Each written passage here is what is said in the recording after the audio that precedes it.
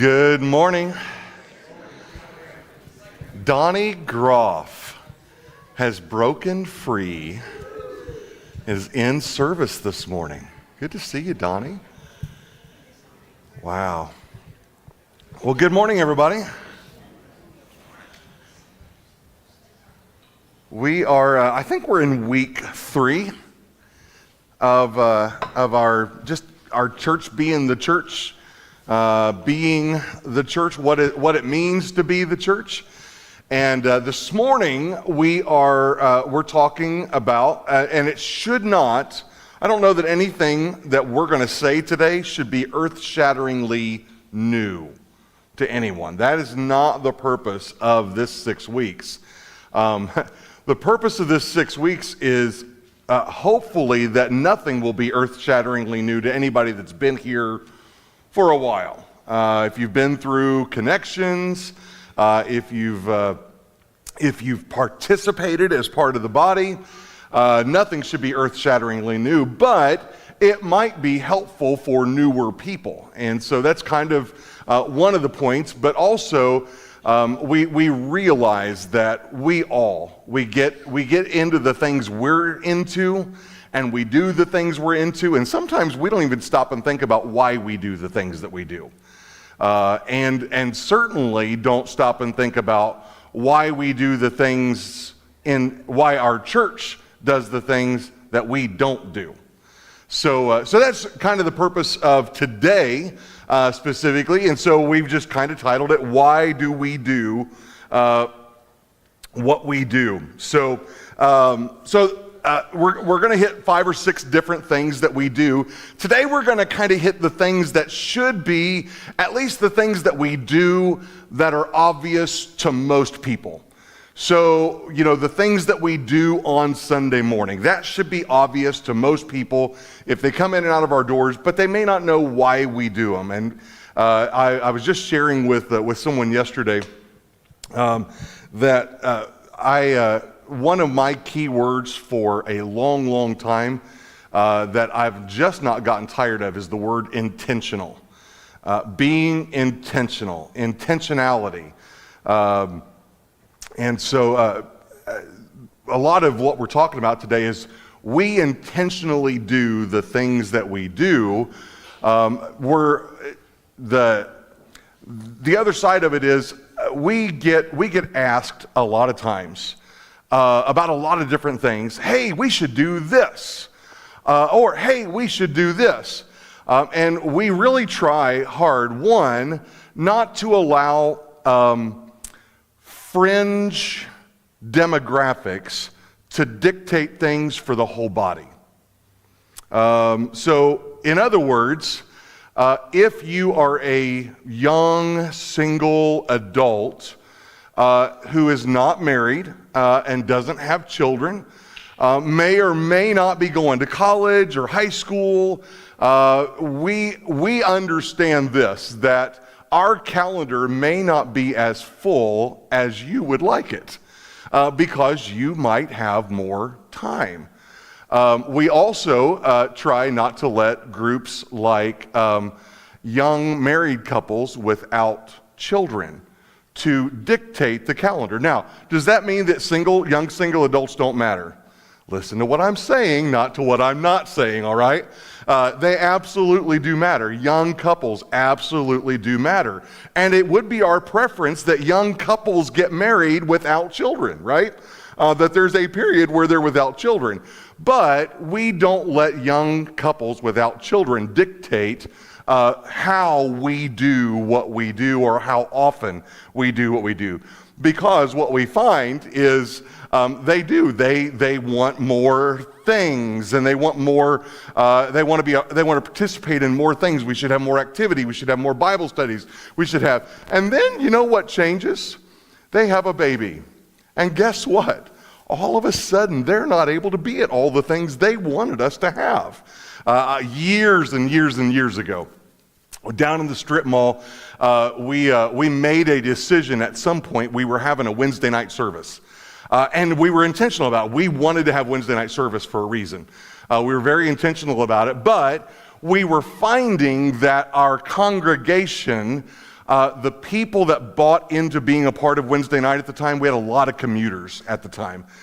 So people were coming from Overland Park, Lenexa, downtown Kansas City, getting home, not enough time to get food down their gullet, not enough time to do different things. And so at some point we said, everybody that's coming to Wednesday night already comes on Sunday morning. They also already go to small groups. And they're coming to Wednesday night. The reason we were doing Wednesday night, we weren't accomplishing the main goal. The main goal of Wednesday night was to take people who were coming into Sunday morning service and felt like, I feel like I'm drowning in details. I feel like I'm drowning in not understanding, you're talking about Ezekiel, I'm not even sure who Ezekiel is. Or you're telling me to turn to this book of the Bible, I didn't even know it was the book of the Bible. So Wednesday night was designed to help educate people who were newer to the faith and to kind of help get them grounded. But what we found was most of the people that were coming to Wednesday night were already grounded. So we said, well, maybe Wednesday night's not a good time to have this. So we said, why don't we add a 9:30 hour to Sunday? People are already getting up. If they're coming to church on Sunday morning, they're probably already off work. So adding a 9:30 hour to our 10:30 service might allow more people that need that teaching time, need that educational time in the Word, those core doctrines and core teachings and core understandings. Maybe they will come to 6:30. So we stopped doing, or maybe they'll come to 9:30. So we stopped doing Wednesday night. And I had a lady who came to me and she said, I really hate that we're not doing Wednesday night anymore. And I kid you not, probably this lady probably came to 2 out of 16 Wednesday nights. I mean, it was just very, very rarely. She was too tired from work. She had this, she had that. And I said, but you hardly ever come. She said, I know, I just like that it's an option when I want to come. And so we're very intentional about some of those things, and so we don't expend our energy and our funds on things that are just optional for people. So that's just key on why we're talking about some of the things we're talking about. And understand this: just because the church corporately does not do them doesn't mean that you can't. So, we're making just a few adjustments, like in our tailgates and our breakfasts and things. We might do just a tad fewer this year than what we've done in the past. But that doesn't mean you can't go out to breakfast on a Sunday morning with people from church, right? It doesn't mean you can't have breakfast at church. Here in 2 weeks, we should have an almost, if not all, finished kitchen. And doesn't mean you can't gather with a group of people for breakfast here. Just because we don't put it on the church calendar doesn't mean you can't do it, in other words. And you can't do it in your home. You can't do it out among people. Matter of fact, we encourage that. So this morning, first of all, we're going to start with the Lord's Day. Why do we do what we do on the Lord's Day? So I'm going to talk a little bit about Crossroads University, or what we call the Ecclesia, this hour. Why do we do it? Now, I've really kind of already helped you with that, in that we believe there are, first of all, we cannot in any way, shape, or form accomplish all the teaching of sound doctrine that God calls us. Michael is not here this morning, but that God calls us to teach the congregation. We cannot teach all sound doctrine. The Bible talks about what's the phrase? Teaching the whole counsel of God. We cannot do all that in a 10:30 service. Just a once a week 10:30 service every week. It requires more. And so again, Crossroads University, the Ecclesia, kind of twofold. What we do in that time, so the hour we call the Ecclesia. So this hour, the 9:30 hour, we call it the Ecclesia. we've taglined it, the church being the church. There are times we've had to have business meetings at times. And when we look at the calendar, we're like, well, when would we do a business meeting? When would we inform the body about the business of the church? When would we inform the body about, if we're going to sell the property and move somewhere? When would we inform the body of that? When would the body have an opportunity to participate in discussion about that? Or when we need to have a time of prayer, we need to get the body to come together. When would we do that? And as you know, those of you that have been here for quite some time, the other thing that we did during the 9:30 was the Lord's Supper, because we were not practicing the Lord's Supper at 10:30 for reasons I've explained. If you want more understanding about that, let me know. But we weren't doing it at 10:30 because of a fundamental thought process or philosophy that we had.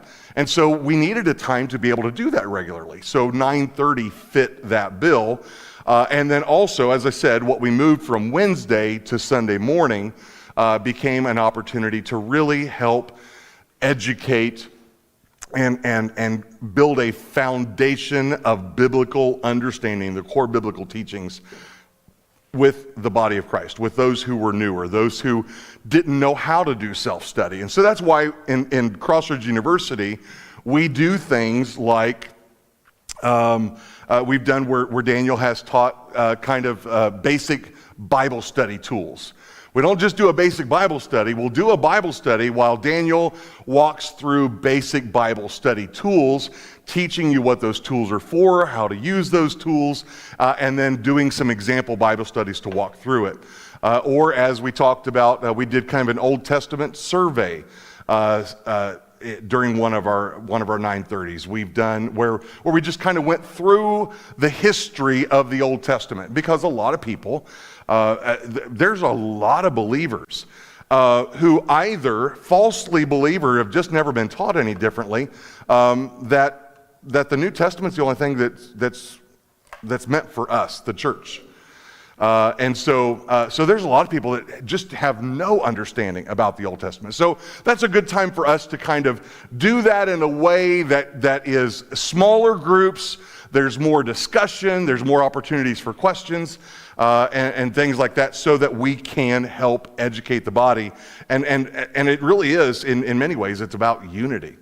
Where we come together and we learn together so that we all move forward with the same understanding. Any questions about the Ecclesia, Crossroads University? So the classes that we would offer, like the history of the Old Testament, or postmodernism, or the historical Jesus, or Bill, what was the one that you did recently? Yeah, the responsibilities of the believer. Those, we would call those Crossroads University classes.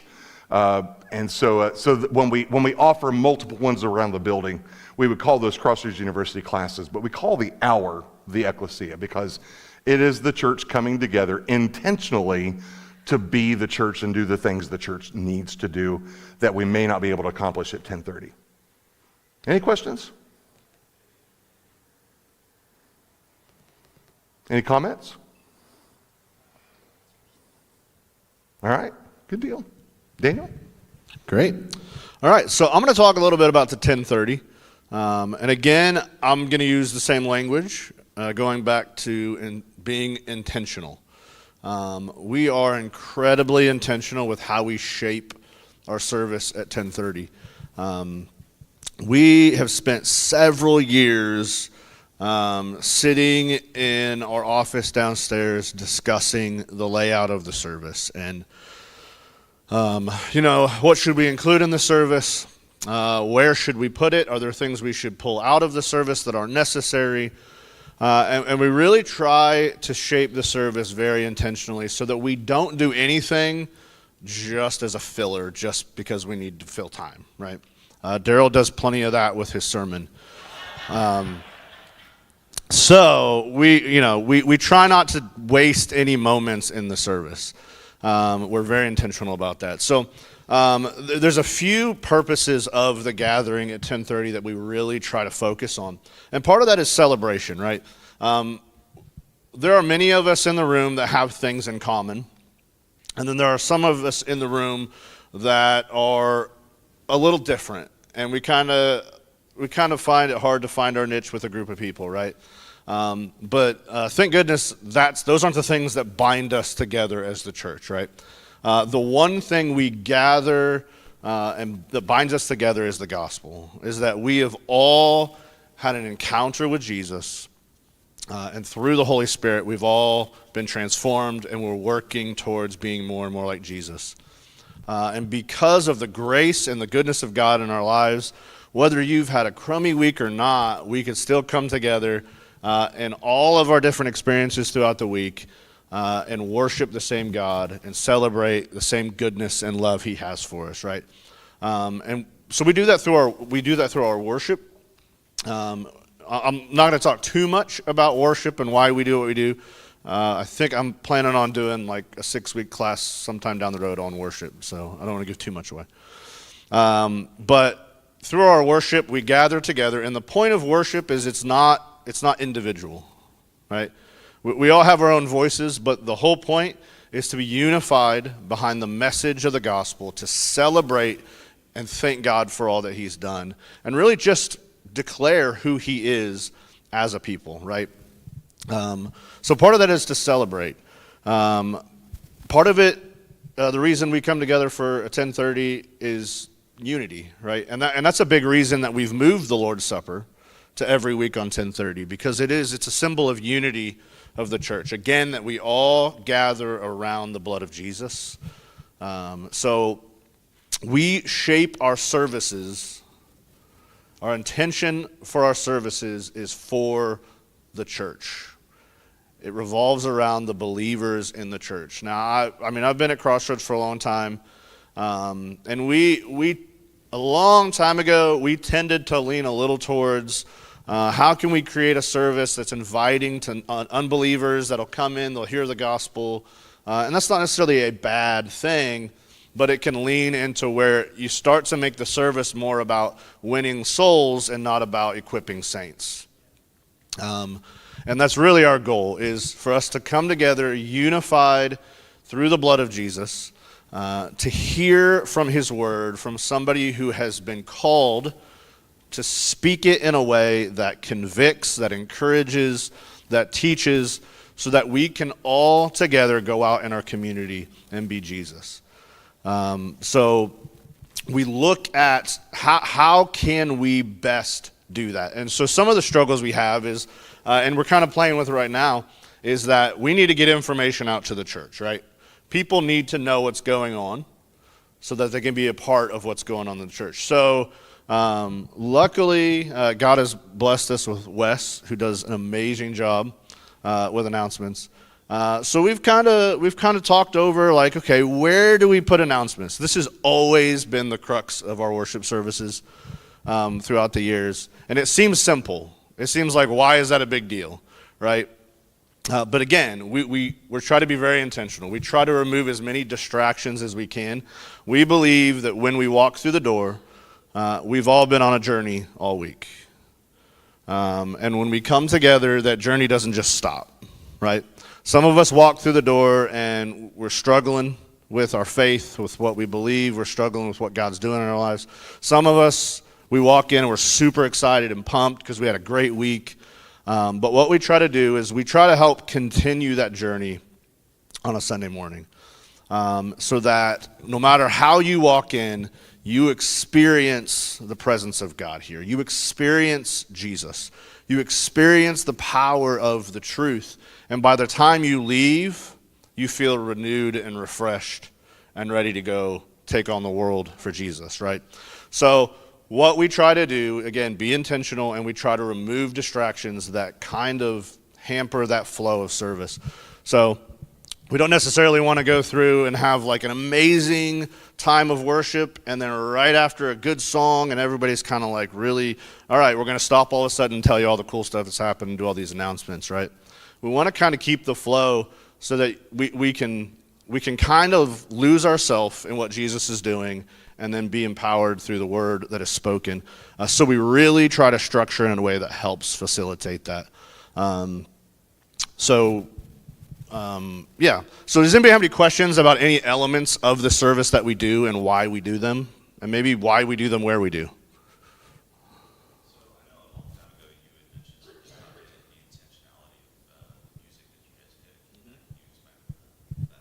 A little bit, yeah. And that's kind of what I want to expand on in future weeks.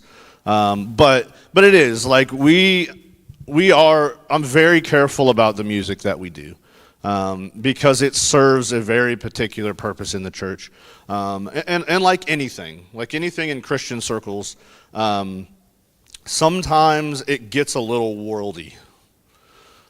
You can hear some songs that are kind of like, they're a little me-focused. They're kind of about, like, they're a little emotional, and they're kind of about what I get out of an encounter with Jesus, and that's not what we're here for, right? We're not here to, like, okay, Jesus, give me more stuff, make me feel better about myself. Like, we're here to worship the creator of the earth that sacrificed his son so that we could be in an intimate relationship with him, and we celebrate all the victories that come with that. And that's what our worship is about. So we really try to tailor our music to make sure that the lyrics that we sing they come from Scripture, and they're rooted in that. So it's really important. We take our time when we pick music. So, any other questions on what we do and why we do it?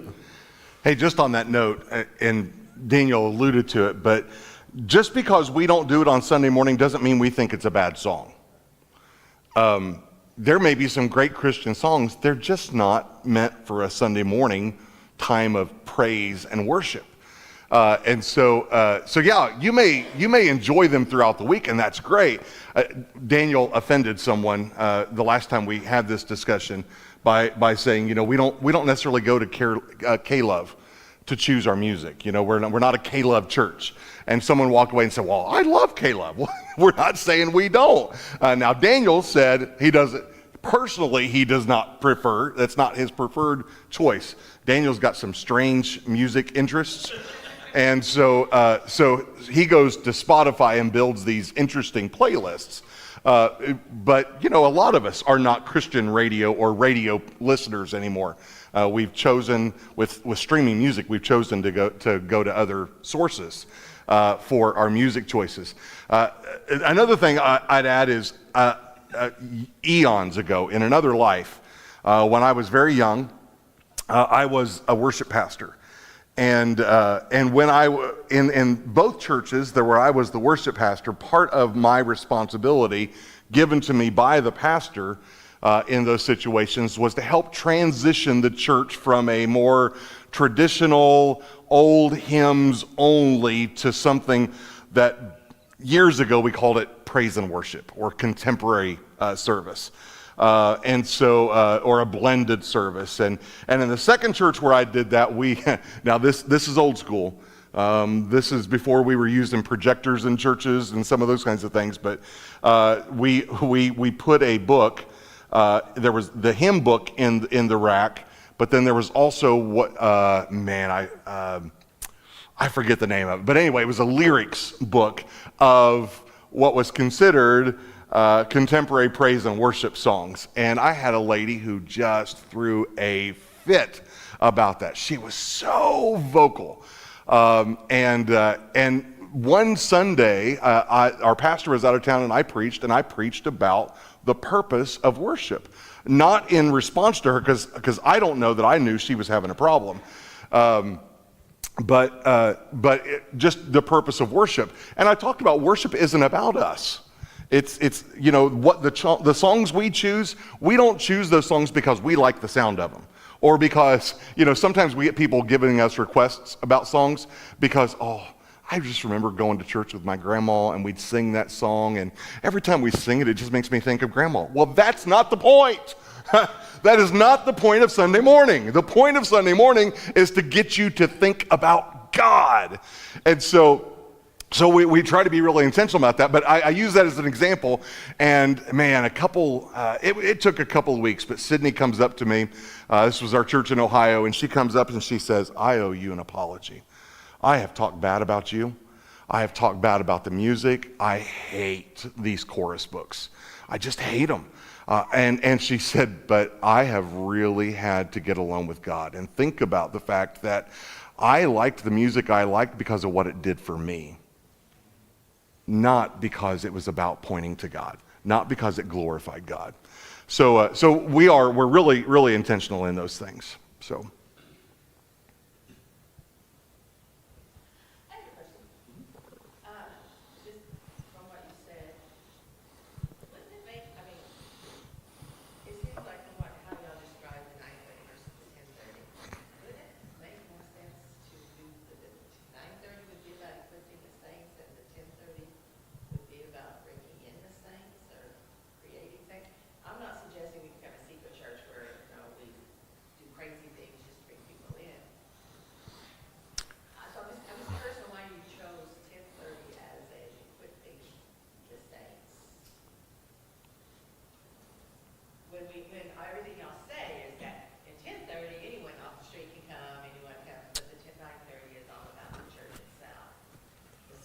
Well, I would say both are for equipping the saints.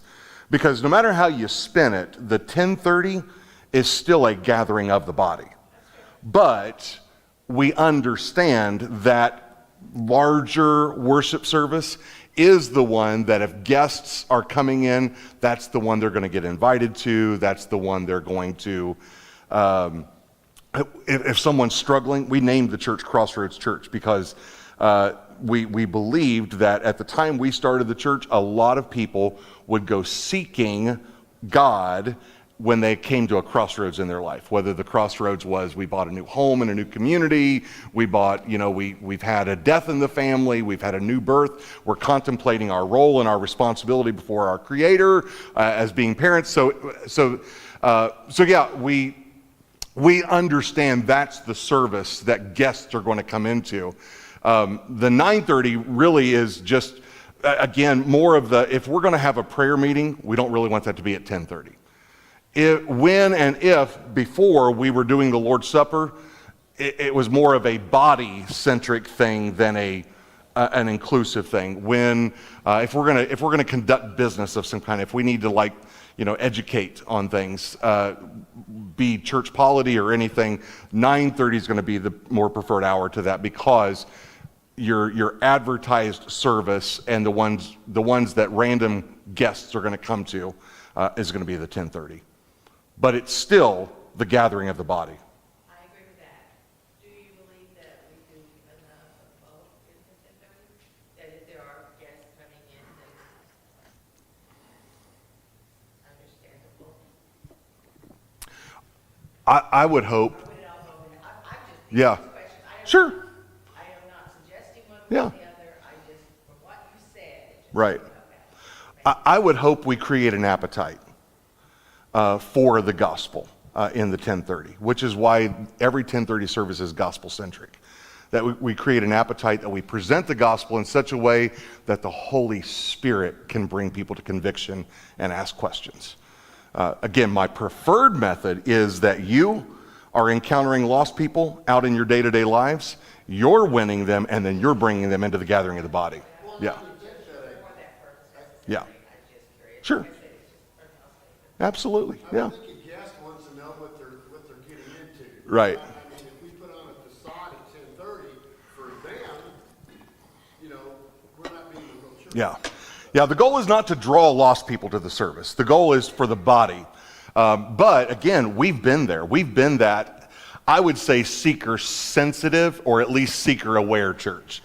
And I don't want to be that. That was, yeah. Right. Right. Yeah. Right.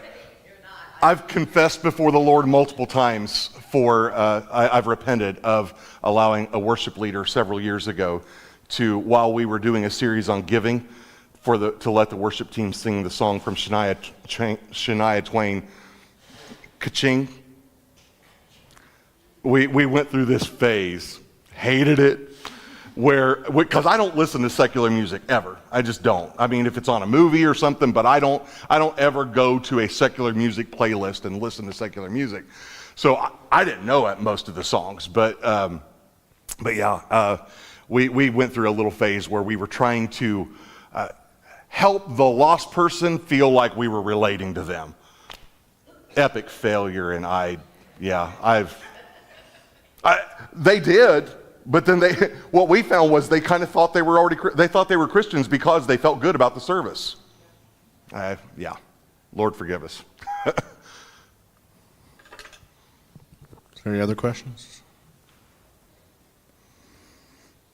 We're going to have to cruise. I took up a lot of time in an area that wasn't mine to talk about.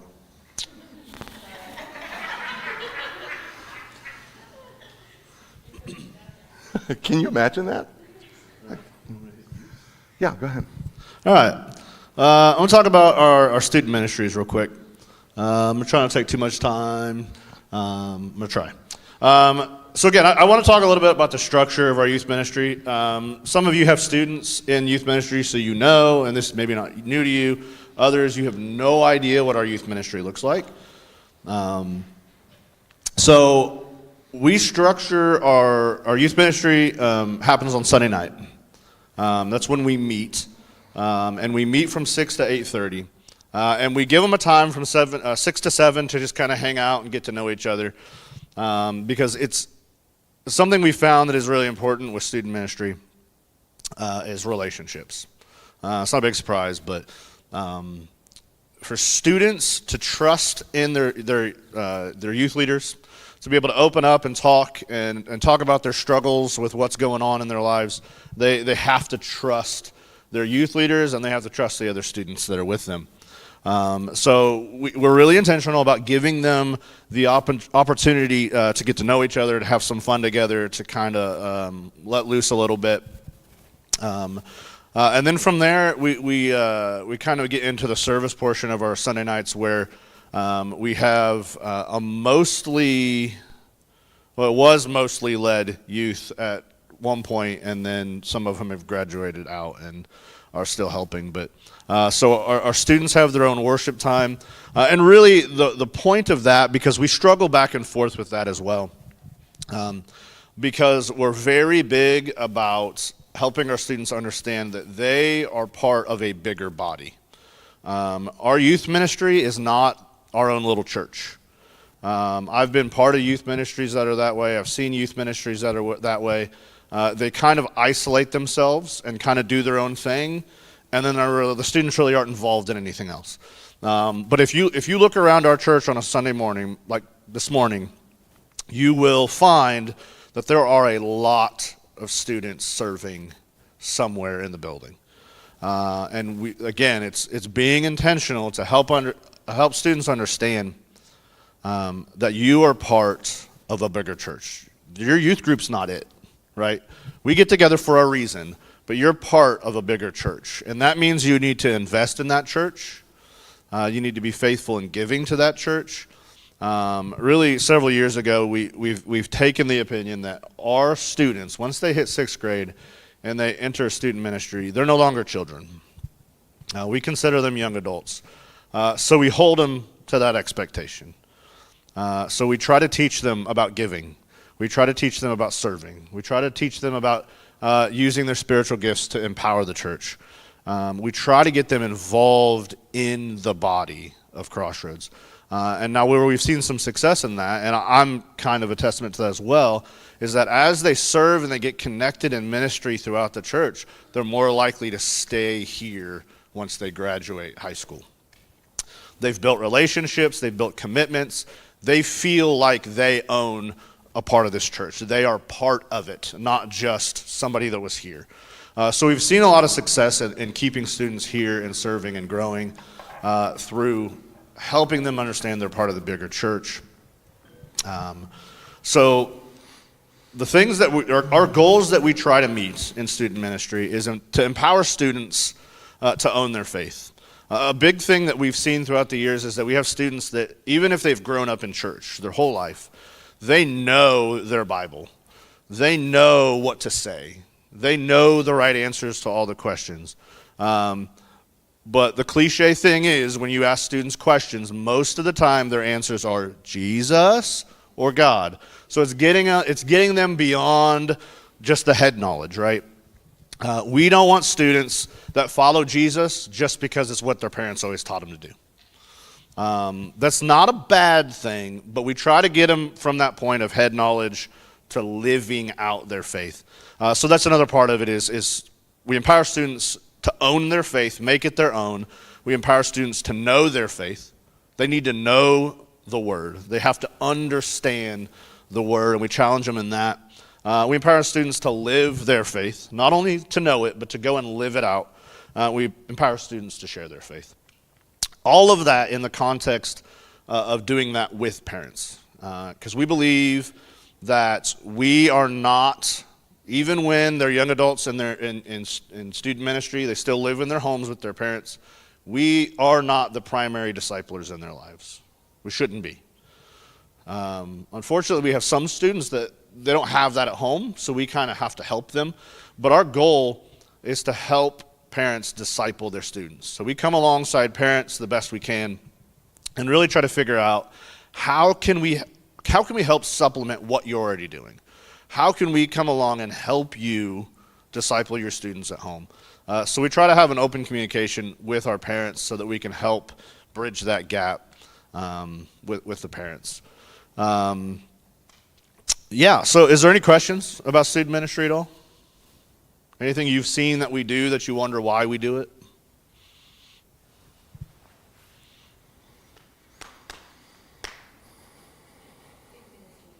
Extremely important. Yeah. And having a good leader, Daniel, is extremely important. Ted and I are a product of that. Our youth minister growing up was amazing. Yeah. And throughout our young dating years, our early life as a married couple, having children and all that, he's still mentor to us. He passed a couple years ago, and I let his daughters know what an influence he made on Ted and I's lives. Yeah. Yeah, I mean, it really is a formative age. I mean, you get students that they come into student ministry and they're kind of getting to that phase in life where they feel like they're grown up. They feel like they know it all. And you as parents have been raising them their whole life. And then all of a sudden they woke up one day and think, you know what? My parents don't know anything. I know it all. And they don't, many times you'll give them great advice and they won't listen to you. You say, that's stupid. And then I'll give them the same advice and they're like, oh my gosh, it's incredible. Like, it's just a stage of life that many students, not all students, that's not everybody, but we see it many times in students. It's a natural phase. So again, we try to help bridge that gap between the parents and the students. Something we teach, and we have to teach a lot, is honor and obey your parents. You may not agree with them all the time. You may not feel like they always have the good answers for you, but regardless, that's part of them knowing their faith. You have to know what Scripture says if we're going to be faithful to it. It's an important age. But what we're finding, statistics are saying that by the time students reach middle school, a lot of them have already made up their mind what they believe. So it's really the elementary age is kind of become those formative years that's where it's really important to instill those values and those truths, because once they hit middle school, a lot of times if that hasn't been done, they may play along if they're in church, but a lot of them have already kind of started to form their beliefs, and it's kind of hard to change those at that point. So Yeah. that's where kids ministry is incredibly important. Yep. Our ministry to middle school and high schoolers is, or our what we call our CSM, Crossroads Student Ministries, is really to parents and to students. But it's really, so many students reach the age of 18 and 19 and have never engaged in their faith. And so really, our youth ministry is a transitional time where we're pushing our students to engage in their faith through discipleship, through service, and through just challenging things. And we're even starting that.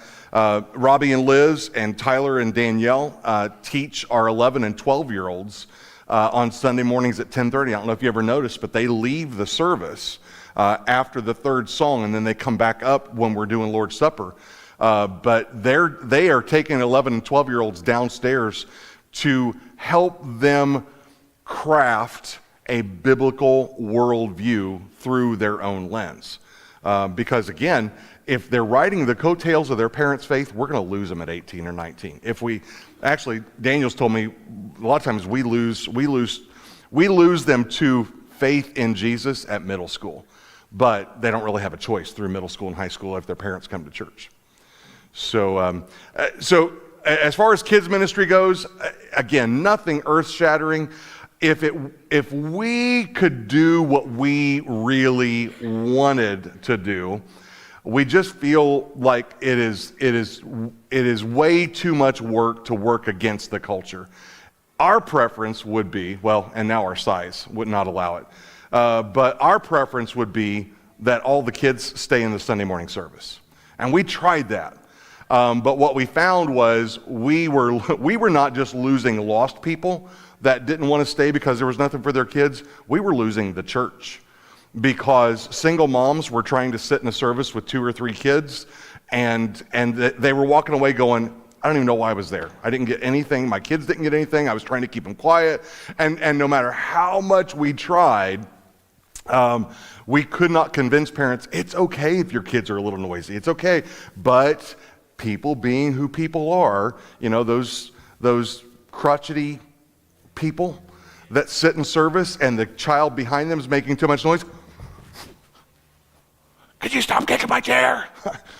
It pushes people away. So we're doing what we believe is the next best thing. We are intentionally coming alongside you as parents. We will always, always, always say and promote the primary mode of discipleship happens in the home.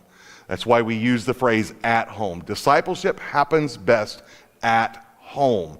And so we do our best to resource you, to supplement you. If you're not sure how to do discipleship at home, we've got the tools to help you if you want to learn, because it happens best in the context of the home.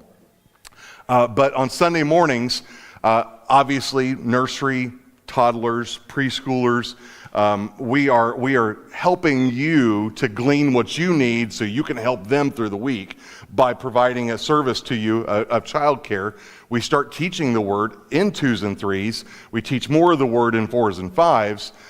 And then when they get 6 up to 12, we're trying to engage them with the Word in an engaging way on their level. Again, not to do what you're not doing, but we'll try if you're not doing it. We'll try, but our goal really is to supplement what you're already doing. Any questions? All right. Bathroom break, coffee break, tea break. We'll see you back in here in a few minutes.